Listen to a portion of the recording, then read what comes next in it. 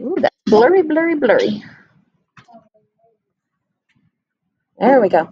Okay, so this is part 2 of the book. And at all the parts, like we had at the first part, it has a section from Jackson's book that he likes. So it says mashed potatoes are to give everybody enough. And this is a hole is to dig, a first book of first definitions. All right, part 2. What? Real quick. All right, everybody ready? Everybody got their book? Okay, page or chapter 18. I guess becoming homeless doesn't happen all at once. My mom told me once that money problems sort of sneak up on you. She said it's like chasing a cold. At first, you just have a tickle in your throat, and then you have a headache, and then maybe you're coughing a little. The next thing you know, you have a pile of Kleenexes around your bed, and you're hacking your lungs up.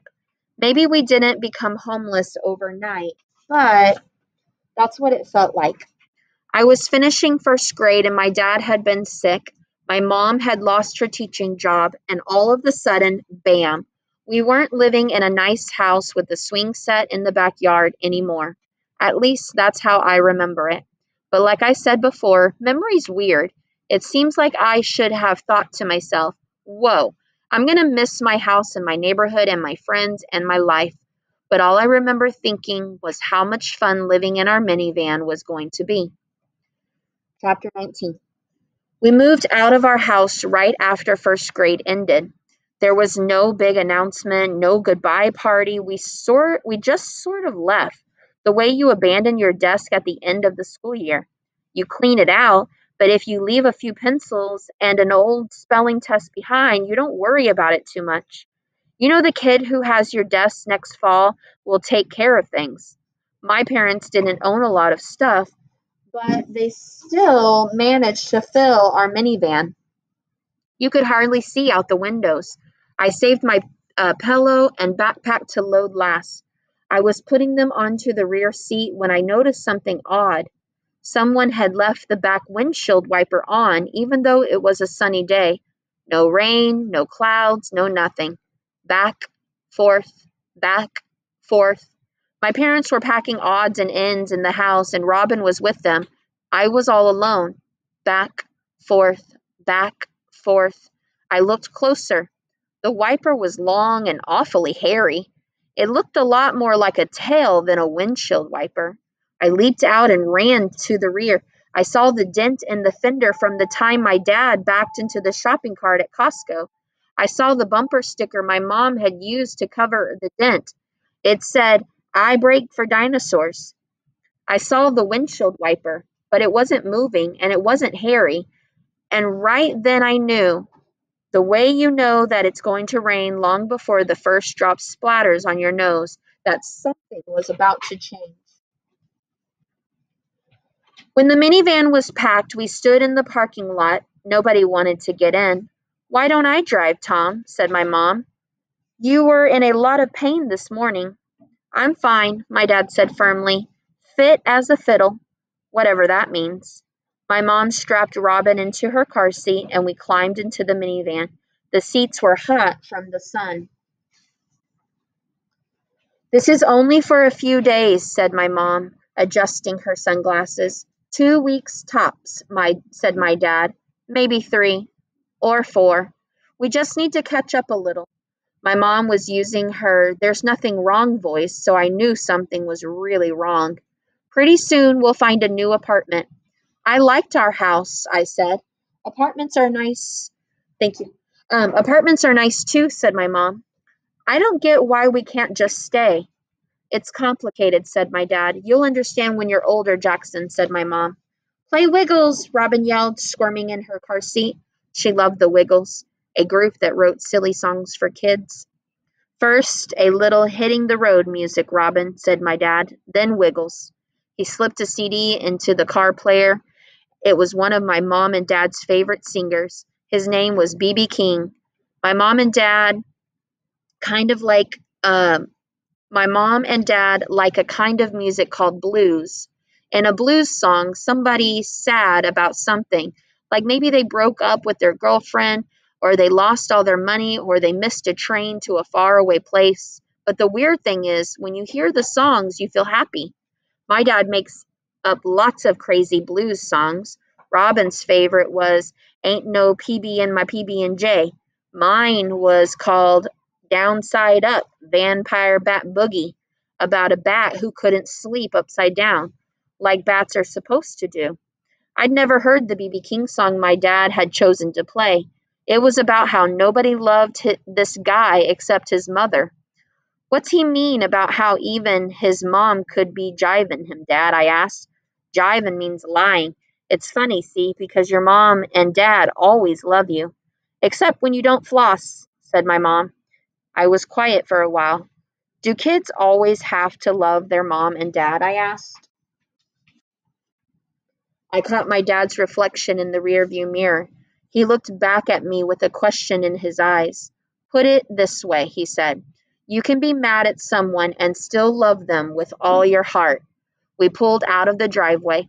Aretha sat between Robin and me. She was only a few months old and still had her puppy soft fur and clumsy paws. Our neighbor, Mr. Sarah, was cutting yellow roses from his garden. We had already said official goodbyes. He waved and we waved back, like we were on our way to the Grand Canyon or Disney World. Does Mr. Sarah have a cat? I asked. A really big cat? Just Mabel, my mom answered. The Chihuahua with an attitude. Why? I glanced back at the rear windshield, but it wasn't blocked by boxes and bags.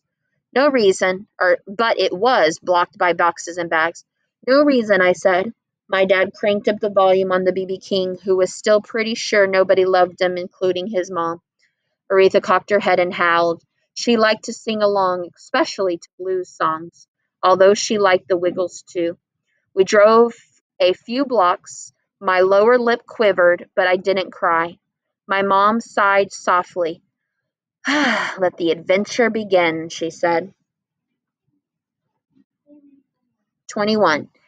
If you ever have to live in your car, you are going to have some problems with feet, especially if you're stuck in there with your little sister and your mom and your dad and your puppy and your imaginary friend. There are many kinds of feet problems. Stinky dad feet, the magic marker smell of nail polish on your mom's toes because she says she still wants to look nice, so please just deal with it. Sister feet kicking you as you're falling asleep. The scratchy surprise of dog feet trying to wake you up. Imaginary friend feet tiptoeing on your head. I thought hard about the feet problem. Finally, I came up with a plan. What's the worst that can happen is how I figured it. What I did is I took a cardboard TV box we found behind Walmart. I smushed it flat. I drew on the outside of the box and the inside too. I only had 3 markers and one dried out when the cat fell under the back seat. So it was mostly just red dogs with blue eyes and blue cats with red eyes. I put stars on the inside. They seemed like a good thing to think about before you went to sleep. I wrote, keep out Jackson's rum on the top. Mom said, too bad we had to leave our dictionary behind. Dad said, if only it was real, if only it really was rum. Every night I opened up my box and slipped my sleeping bag inside it. When I crawled inside, I felt like a caterpillar in a cocoon. It was almost like my old room where I could think without anyone bugging me. When Robin kicked me in her sleep, she hit the box, which was not exactly the same as kicking me. Go get your book. Unfortunately, Aretha liked to sleep with me, so it could get a little dog breathy. Also, the box didn't help much with the stinky dad feet. I knew we were lucky because we had our own Honda minivan, which had lots of room. I met a kid who lived for a whole year in one of those VW cars. It was red and round like a ladybug, just about as tiny. The poor kid had to sleep sitting up, squished between his 2 little sisters. Another reason we were lucky was because my sleeping box was just decoration. Some people actually live in boxes on the street.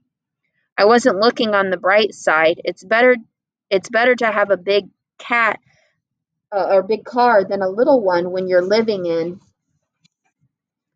it. And it's better to have a box in a car than a box on a street. Those were just facts. It wasn't like my dad who kept saying we weren't homeless. We were just car camping. All right, we'll stop there.